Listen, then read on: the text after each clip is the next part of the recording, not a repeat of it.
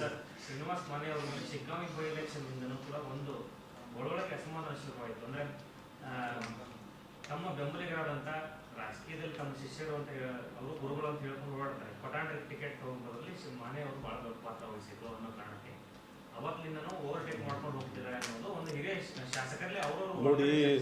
ಶಿಗ್ಗಾಂವ್ನಲ್ಲಿ ಮುಂಚೆಯಿಂದನೂ ಕೂಡ ಅಲ್ಪಸಂಖ್ಯಾತರ ಸಮುದಾಯಕ್ಕೆ ನಮ್ಮ ಪಕ್ಷ ಅಲ್ಲಿ ಪ್ರಾತಿನಿಧ್ಯ ಕೊಡ್ತಾ ಇತ್ತು. 2023ರಲ್ಲಿ ಅವ್ರಿಗೆ ಅವಕಾಶ ಕೊಟ್ಟರು, ಆದರೆ ಸಮಯ ಇರಲಿಲ್ಲ, ಅವ್ರು ಸೋತರು.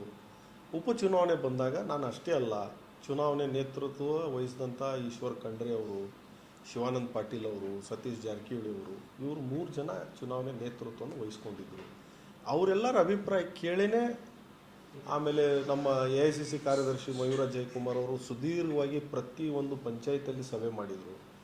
ಅಲ್ಲಿ ಭಾವನೆಗಳ ಮಾಹಿತಿಯ ಮೇಲೆ ಅಲ್ಪಸಂಖ್ಯಾತರಿಗೆ ಕೊಡಬೇಕು, ಅಲ್ಪಸಂಖ್ಯಾತರಿಗೆ ಕೊಡೋ ಪ್ರಶ್ನೆ ಬಂದಾಗ ಯಾಸೀರ್ ಪಠಾಣ್ ಅವ್ರು ಕೊಡಬೇಕಂತ ಒಲವು ಬಂದಿರೋದ್ರಿಂದ ಅವ್ರು ಸಿಕ್ಕಿದೆ. ಅವರು ನನ್ನ ಸ್ನೇಹಿತರು, ನನಗೆ ಯಾರೂ ಶಿಷ್ಯರಿಲ್ಲ, ನನ್ನ ಜೀವನದಲ್ಲಿ ಯಾರನ್ನೂ ಶಿಷ್ಯರಾಗಿ ಮಾಡ್ಕೊಂಡಿಲ್ಲ. ಎಲ್ಲರೂ ನನ್ನ ಸ್ನೇಹಿತರು, ನನ್ನ ಸಹೋದರರು, ಜೊತೆಯಾಗಿ ಕೆಲಸ ಮಾಡೋಂಥವ್ರು. ಅದೃಷ್ಟ ಅವ್ರಿಗಿತ್ತು, ಆಯಿತು. ಎಲ್ಲ ಜಿಲ್ಲೆ ಎಲ್ಲ ರಾಜ್ಯದ ಕಾರ್ಯಕರ್ತರು ಬಂದು ಶ್ರಮ ಹಾಕಿದ್ರು, ಅವ್ರು ಗೆದ್ದರು. ಇದು ಒಬ್ಬರಿಂದ ಗೆದ್ದಂಥದ್ದು ಅಥವಾ ಒಬ್ಬರಿಗೆ ಶ್ರೇಯಸ್ಸು ನಾನು ಒಪ್ಪೋದಿಲ್ಲ.